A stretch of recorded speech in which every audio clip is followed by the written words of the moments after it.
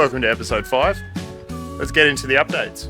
The veggie patch is still pumping. I gotta say, it is coming along better than I thought it was gonna. When I thought I'll just chuck in some grow bags, put some seeds in and see what happens, I didn't actually expect to have as good a crop come through as what I have, but bloody ripping that. The off-the-grid pump and solar system that I installed in this pond last week is still running strong. But unfortunately, the 3 Shibukin goldfish that I dropped in here did not survive.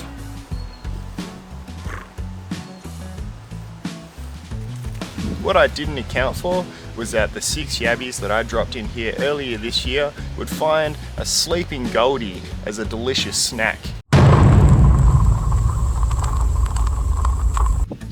These fish were not too expensive though, so $15 for a little bit of yabby live feed isn't too bad.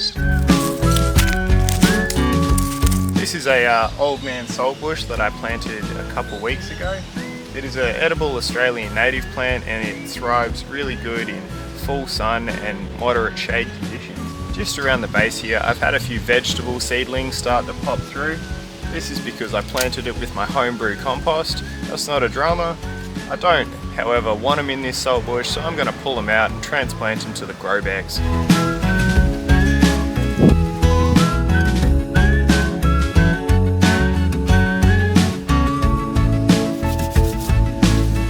In a sec, we'll be heading off to one of my favourite independently owned nurseries.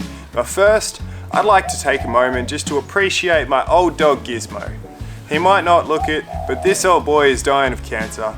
It's heartbreaking, but I'm going to seize every last opportunity I can to spend time with him.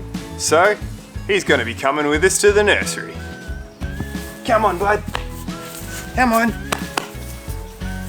Last week I made a YouTube short saying that for every 10 subscribers I would plant 1 native Aussie plant right here. That brought my sub count up to 50. So true to my word, we're going to be going to get 5 plants. Come on, Giz, up. Good boy.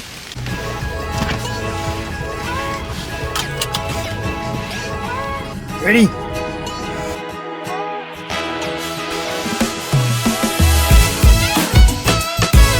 We are heading out to my favourite nursery, which is the Gardeners Nursery on Thomas Road, just off of Kwinana Freeway. Today we'll be picking out 5 small varieties of native trees to go around the perimeter of this garden patch.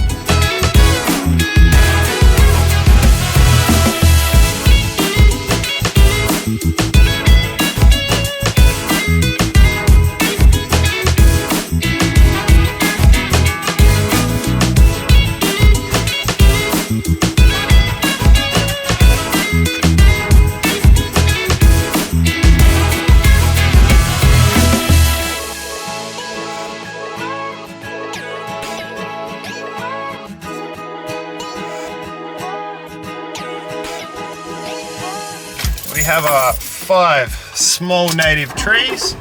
Now we're just going to go pick up some soil from the local bulk distributor and we'll get to digging holes and plugging them into the soil. You know, as easy as it is to go to Australia's favourite warehouse and pick up everything we want in one spot, it is really important that we support our local nurseries to make sure we keep independent Aussie-run businesses thriving.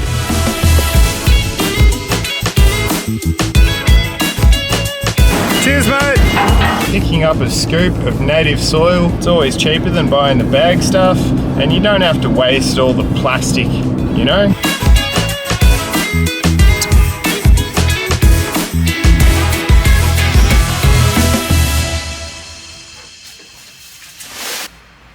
Righto.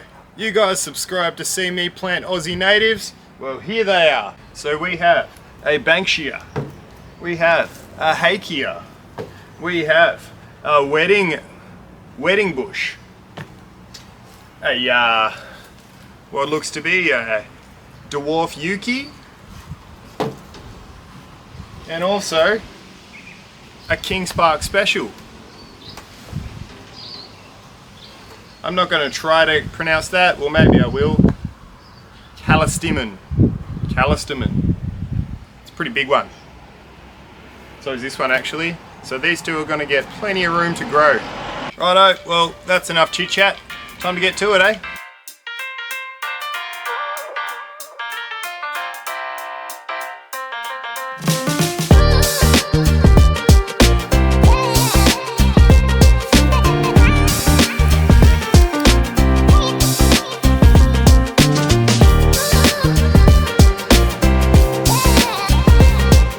Righto, one more to go.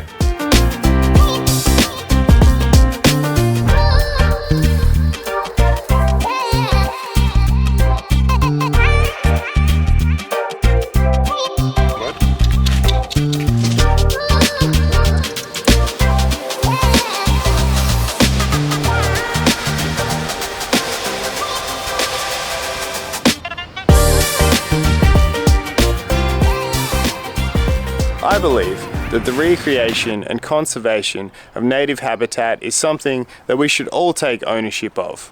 Once established, these trees will go on to provide food and habitat for our local bush critters, creating a beautiful space for them to live and us to live amongst the critters.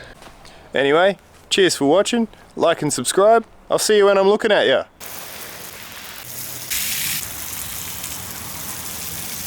Catch you later, mate. Have a good one.